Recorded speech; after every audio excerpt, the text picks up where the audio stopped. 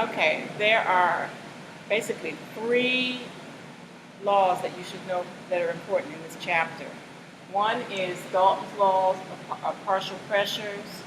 I didn't see any mastering problems on that, but this is a problem where you know where the total pressure is given. The total pressure would be the pressure of more than one gas, like say for instance the atmosphere. The atmosphere, you know, has nitrogen, so there's a partial pressure due to nitrogen, partial pressure due to oxygen, a partial pressure due to CO2, and so on. So you can actually, knowing the total pressure, which would be like one atmosphere, and given the partial pressures of other gases in the system, you can actually find out the partial pressure of your unknown. Another case where this is used specifically is in when you collect gases over water, meaning I am concerned about my nitrogen gas, but I'm going to bubble it, have a reaction where I'm bubbling it off through through water. And so water has a vapor pressure, so that's above the water, and so the nitrogen's mixed up in there, and so the total pressure in your flask has water vapor, which would be one pressure, and then your gas that you're interested in, like your nitrogen. And so you would have to subtract off that water pressure. So you may have seen some problems having to do with collecting a gas over water, and they give you the partial pressure of the gas at a specific temperature. Most of the problems I've seen in this chapter have to do with the ideal gas law and what's called the combined gas law here. And so I'm going to focus on this one mostly because I did do a little bit with this one already. So the combined gas law. Okay, the combined gas law, when you have a gas, you can explain the gas in terms of its pressure, its volume, and its temperature. You have to express those three to actually define the gas. Okay, so if I have a certain gas, a certain volume, at a certain pressure, and certain temperature, and I change one of these variables, then the whole thing is going to change. So I have to get a new, like I say, for instance, if I change the temperature, then the new temperature is what I changed it to. I must be given one of these values, either the pressure or the volume, that will change also, and then I'm looking for the third variable here. This can also be used, well, for any of the gases. You've seen like Boyle's law, Gay-Lussac's law. If I'm doing this, using this equation, and I say it's under constant temperature, that means, if I say constant temperature, that means T1, whatever it is, equals T2. And you know temperature must be in degrees Kelvin. It cannot be in degrees Celsius.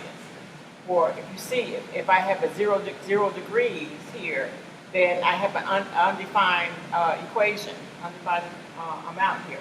And also, if I have a negative number, so we must put Kelvin in, temperature in Kelvin. But anyway, getting back to this, if these are constant, that means I can cross them out, basically. And that gives me what's known as Boyle's law. And you've seen that in your book. And so I don't really need to memorize Boyle's law. This is the equation I must use. And I'm going to use this in some of the problems that we're in mastering. And I think I'm going to look at a problem 1120 right now. Okay, I hope you can see this problem. It's kind of, the lighting is not good in my lab here, and I turn the lights on, I get more glare. But anyway, a tank of, this is problem 1120 in your mastering. If you look under your mastering for chapter 11, there's a problem 1120. Now some of the numbers may be different, but the actual wording is the same. So it says a tank of oxygen holds 30 liters of oxygen at a pressure of 14 atmospheres. When the gas is released, it provides 330 liters of oxygen. What's the pressure of this gas at a volume of 330 liters in constant temperature? Okay, so this is just like a gas tank. You know, you have an oxygen tank in a hospital sitting, and it's the volume, you can look at the hard core volume of the tank itself, and it's about 30 liters. but you know there's more gas in there than just 30 liters because it's pressurized. And so they're wanting to know what's the pressure of the oxygen when it comes out at 330 liters. Okay, so I'm going to identify all my variables that are given. And so, like I said, PV divided by T, all ones, meaning it's the same, the gas under the same condition. Okay, so 30 liters would be a volume. So that's my V1 of oxygen. At that 30 liters is at a pressure of 14 atmospheres. That's my P1. Okay, when the gas is released, it provides a volume of 330. So now the volume has gone from 30 to 330. So this is my V2 of oxygen. What is the pressure? So they say, this is the question. What is the pressure? And that's looking for P2 of this gas at constant volume of V2 of 330, which is V2, and constant temperature. Now, for some problems don't even talk about temperature. And so if a problem was to talk about temperature, like in this case, if it didn't say the constant temperature, you can only assume that it's constant. And so that's the only way you can do it, because the gas volume, pressure, and temperature depend on, can change. And so if it's not given, you must understand that it's constant. So I'm going to start with my P1, V1 divided by T1 equals P2, V2 divided by T2. And because my temperature is constant, I'm just going to go ahead and cross those out. It's just like saying if this was 25 degrees Kelvin and this was 25 degrees Kelvin, then I can multiply both sides by 25 degrees Kelvin and get rid of it. So that's how I'm crossing it out that way. So now I'm going to put my P1, which was 14 atmosphere. See that. My V1, which is 30 liters, equals my P2, which I'm looking for, so I'm going to leave that as a variable. It's not defined, and 330 liters. Now I wrote the units out because we're doing division here. We have to divide everything, and the units must cancel out. If I have this in milliliters and this is in liters, you will not get the right answer. If my pressure here is an atmosphere, that means my answer will be an atmosphere. And so if I need an answer in millimeters of mercury, either I'm going to change this to millimeters of mercury first, or when I solve for P2, I'm going to change that answer to millimeters of mercury. And that will happen all the time.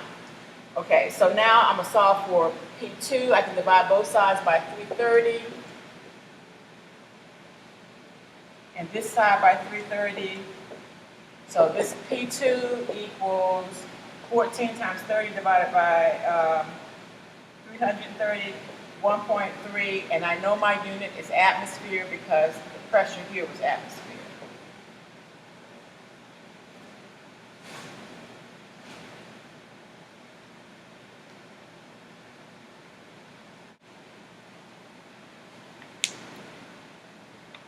Okay, this is from Mastering Chemistry. If you look at problem 11.41, it reads something like this, though your numbers may be a little bit different. A 144 milliliter bubble of hot gas at 212 degrees Celsius and 1.79 atmosphere escapes from an active volcano. What is the temperature of degrees Celsius of the gas in the bubble outside the volcano if the new volume is 169 milliliters and the pressure is 0.787 atmospheres? Okay, so we see the volume of the gas in the bubble goes from 144 to 169, and then the pressure decreases as a result of that, 179 to 0.787 atmospheres. And so you see that the units are milliliters and milliliters here, that's fine. And this is atmosphere and that's atmosphere, so that's fine. I don't have to change that. The temperature is given at 212 degrees Celsius. but we must change this to Kelvin. You cannot use degrees Celsius in the combined gas law. You must change it to Kelvin first. And then since they want the temperature in degrees Celsius, once you solve for T2, then you will go back and subtract 273 to get Celsius, but you will not get the correct answer if you put this number into your combined gas law. So we have volume 1. That volume is at this temperature, so that's T1, but we're going to have to change that. And the pressure of P1.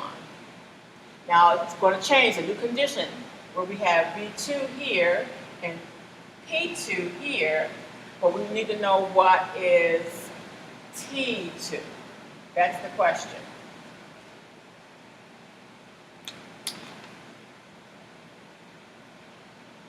So my combined gas law, P1 V1 divided by P1 equals P2 V2 divided by T2.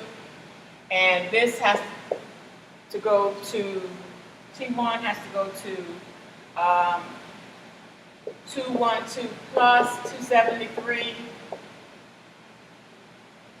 which will be 485 degrees Kelvin. So substituting here, see if I can substitute on this side so I don't go so low. P1 was 1.79 times V1 is 144 divided by 485. That's my initial condition. I'm going to change and get new conditions where my volume is, or my pressure is 0.787 and my volume is 169. And I'm looking for my T2. So in this case, we're using the entire equation. We're not going to assume anything is constant. Everything is changing. So there's different ways you can do this. It depends on your math skills. The easiest way I say is to cross multiply. When you have a fraction on one side and a fraction on this side and there's no addition of anything, then you can cross multiply, meaning this times this times this equals this times this times this. So my 485 times 0.787 times 169 equals T2 times 1.79 times 144. To solve for T, I can divide both sides by this stuff, 1.79 and 144. So my T2 will equal, divide this side by 1.79 and 144.